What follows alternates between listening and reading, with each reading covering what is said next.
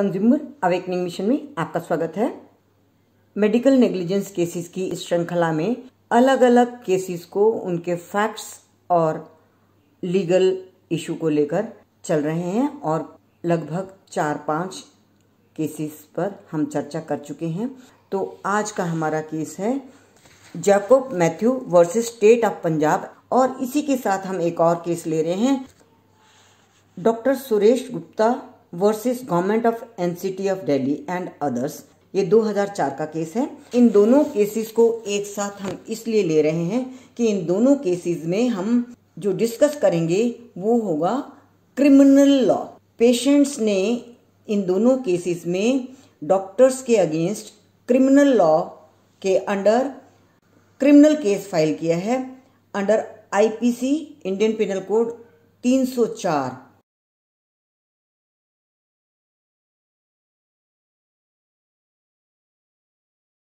ये एक बहुत सीरियस बात है और इसमें हमको इन दोनों केसेस को इसलिए एक साथ लेना पड़ रहा है क्योंकि दोनों केसेस में क्रिमिनल चार्जेस लगाए गए हैं और हम एक एक करके इन दोनों केसेस के लेंगे, जिसमें स्पष्ट ये करना है क्रिमिनल केस डालने पर आपको जितना गहराई से जाकर और जितने सख्त एविडेंस आपको देने पड़ते हैं, फुल प्रूफ एविडेंस देने पड़ते हैं, उतना सिविल केस में यानी कि कंज्यूमर कोर्ट में डेफिशिएंसी इन सर्विसेज या मेडिकल नेग्लिजेंस के केस में उतनी गहराई में जाकर और उतने फुल प्रूफ एविडेंस न भी दें तो भी आप केस में सक्सीड कर जाएंगे।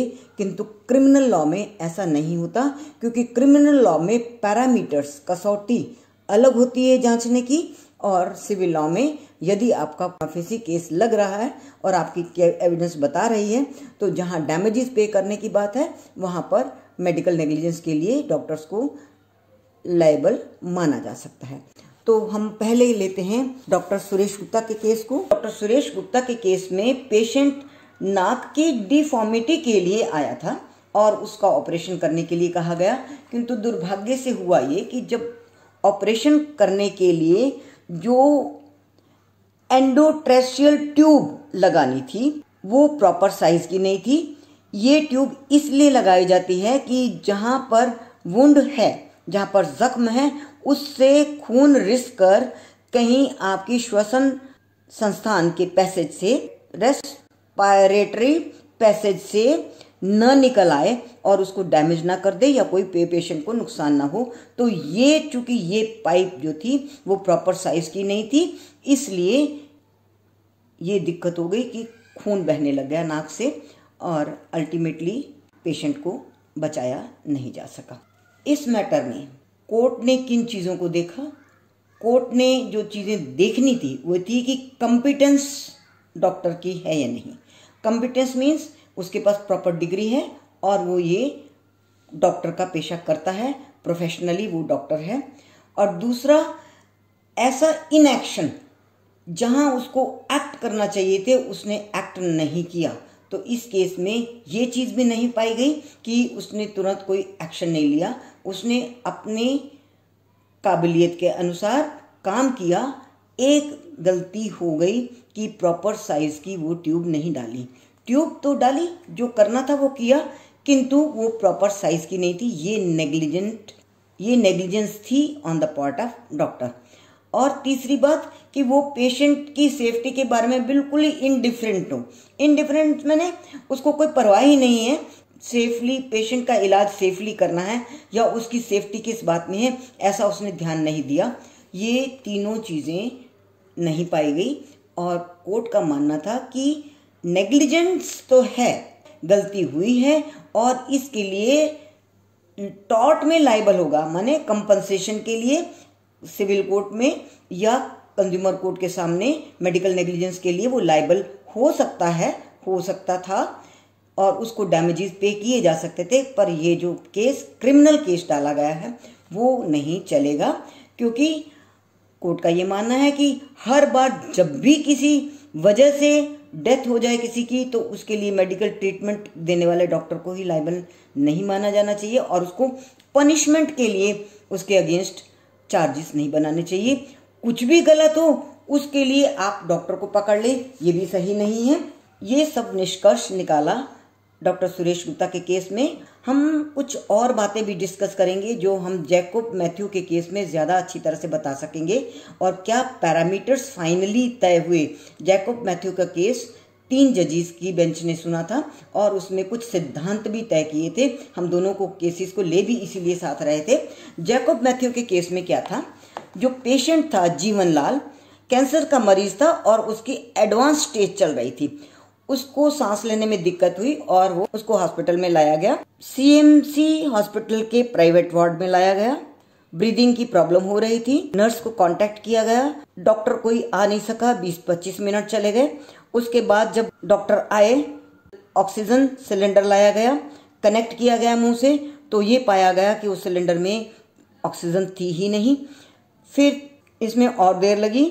साथ के कमरे से दूसरा सिलेंडर लाया गया। इस बीच में अरेंजमेंट करते करते बहुत देर हो गई और मरीज की डेथ हो गई। यहाँ भी डॉक्टर सुरेश गुप्ता के केस का हवाला देते हुए बहुत सारी चीज़ों को डिस्कस किया गया। पहला जो प्रश्न था कि क्या डॉक्टर ने अपनी ड्यूटी नहीं की जिससे डैमेज हुआ। डॉक्टर ने अपनी ड्यूटी नहीं की ऐसा नहीं कहा जा सकता। अगर डॉक्टर प्रेजेंट नहीं हो सका 20-25 मिनट तो उसका डॉक्टर का ड्यूटी न करना नहीं माना जाएगा। डॉक्टर देर से आया, उसके 100 केस रीजंस हो सकते हैं जो बताए गए होंगे, और उसने अपनी ड्यूटी जो करनी थी फट से सिलेंडर मंगवाया। एक सिलेंडर आया, उसमें ऑक्सीजन नहीं थी, तुरंत दूसरे कमरे से मंगाया गया और पेशेंट को बचाया नहीं जा सका। तो ड्यूटी की ब्रीच नहीं हुई। एरर ऑफ जजमेंट हो गया, यानी कि डॉक्टर को समझने में थोड़ी देर हो गई या कोई एक्सीडेंटल चीज हो गई, तो इसके लिए मेडिकल प्रैक्टिशनर नेग्लिजेंट नहीं माना जा सकता। और तीसरी बात, यदि 5 मेथड्स अवेलेबल हैं डॉक्टर के पास और उनमें से एक मेथड को वो अडेप्ट कर लेता है और वो काम नहीं आता, उस मेथड को अडॉप्ट करने से मरीज को राहत नहीं मिलती, तो भी डॉक्टर को नेग्लिजेंट नहीं माना जाएगा, प्रोवाइडेड उसने जो भी मेथड अडॉप्ट किया है वो मेडिकल साइंस में एक्सेप्टेबल है और एस्टैब्लिश्ड नॉर्म्स हैं। तो ये चीज़ें मैथ्यू जैकब में तय की गई। इसी सिलसिले में और इन्हीं फैक्ट्स को देखते हुए कोर्ट ने इस पर भी डिस्कस किया कि यदि कोई पर्टिकुलर इक्विपमेंट काम नहीं करता है तो उसके लिए दोष डॉक्टर का नहीं हो सकता, क्योंकि डॉक्टर ने कुछ जानबूझ के नहीं किया। यहाँ पर भी एक इक्विपमेंट ने काम नहीं किया, ऑक्सीजन चली नहीं या ऑक्सीजन शॉर्ट हो गई, या उसको उठाया गया ऑक्सीजन सिलेंडर को, उसमें ऑक्सीजन नहीं थी। ये एरर ऑफ जजमेंट हो सकता है कि पता ही नहीं चला कि इसमें गैस नहीं है। तो इसके लिए डॉक्टर की कैपेबिलिटी और उसकी कैपेसिटी और उसके केयर करने के उस पर कोई चार्ज नहीं लगाया जा सकता। सबसे महत्वपूर्ण जो होता है जिसकी हम चर्चा आज करेंगे, मेंस रिया। जब आप कोई क्रिमिनल केस फाइल करते हैं और मर्डर की बात करते हैं तो आपको सबसे पहले जो बात प्रूव करनी होगी वो होगी मेंस रिया। मेंस रिया का अर्थ है इंटेंशन। अब आपको यहाँ पर डॉक्टर को क्रिमिनल केस के अंडर चार्जेस लगाने के लिए उसकी इंटेंशन को प्रूव करना होगा कि डॉक्टर की इंटेंशन थी मरीज को मारना। ये सारी चीज़ें मर्डर केस में होती हैं और आप देखते होंगे डे टू डे लाइफ में कि जब मर्डर होता है तो मर्डर में आपका एक धारा ये लगती है कि सब में कॉन्स्पिरेंसी हुई, कितने लोग मिले थे उसमें, कितने लोगों ने बातचीत की थी, कितने लोगों ने क्या क्या प्लानिंग की थी, कहाँ से कोई औजार लाया गया, किसके हाथ में औजार था जिससे मारने की कोशिश की गई। ये सारी चीज़ें मर्डर केस में होती हैं, इकट्ठी की जाती हैं और टॉप ऑफ इट उसमें बेनिफिट ऑफ डाउट भी मिलता है। जब तक आप स्ट्रिक्टली प्रूव न कर सको कि वाकई ये हुआ तो बहुत सारे एक्चुअल मर्डरर भी बेनिफिट ऑफ डाउट ले जाते हैं। यहाँ हम बात कर रहे हैं डॉक्टर की। अब कोई डॉक्टर किसी पेशेंट का इलाज कर रहा है, ये मेरा कहना ये है, क्रिमिनल केस डॉक्टर के अगेंस्ट करने का अर्थ है आपको बहुत लंबी दौड़ लगानी होगी, बहुत कुछ प्रमाणित करना होगा और मेंस रिया तो आप नहीं ही प्रूव कर पाओगे। बेनिफिट ऑफ डाउट भी मिलेगा। एक प्रोफेशनल के अगेंस्ट मेंस रिया आप कैसे प्रूव कर पाओगे इन दोनों क्रिमिनल केसेस में? इसमें कंज्यूमर क्रिमिनल चार्जेस कोई चार्जेस फ्रेम नहीं कर पाए और जैकब मैथ्यू के केस में बहुत डिटेल में चर्चा की गई कि एरर ऑफ जजमेंट, अगर समझने में डॉक्टर को देर हो गई तो इसका मतलब ये नहीं कि वो इनकेपेबल है या उसने जानबूझ के गलती की या उसने केयर ही नहीं की पेशेंट की। कोई इक्विपमेंट धोखा दे जाता है, आप उसके लिए डॉक्टर को कैसे नेग्लिजेंट मानेंगे? हो सकता है ना हॉस्पिटल उसके लिए नेग्लिजेंट हो क्योंकि उसने अपने इक्विपमेंट ठीक तरह से क्यों नहीं रखे या उन्होंने उनका repair time to time maintenance क्यों नहीं की, उसको मेंटेन क्यों नहीं किया, उसको प्रॉपरली लुक आफ्टर क्यों नहीं किया। ये सब बातें हॉस्पिटल के अगेंस्ट हो सकती हैं। और इवन आप हॉस्पिटल को, पैरामेडिकल स्टाफ को या किसी को भी आप लायबल बना सकते हैं, बट सिविल में क्रिमिनल ऑफेंस के नाम पर मर्डर का केस नहीं लगा सकते, और लगाएंगे तो आपको बहुत लंबी दौड़ लगानी पड़ेगी जैसे मैंने आपको कहा। तो फ्रेंड्स, आज हमने मेडिकल नेग्लिजेंस केस में क्रिमिनल चार्जेस के लिए और सिविल चार्जेस के लिए क्या अंतर होता है। मिलेंगे फिर हम नए इशू के साथ। हमारे medical negligence with facts and law की श्रृंखला के सारे केसेस को, सारे वीडियोस को ध्यान से देखिए क्योंकि ये आपकी डिमांड पर ही हमने ये श्रृंखला शुरू की है। Thank you very much. बने रहिए, आएंगे फिर नए इशू के साथ।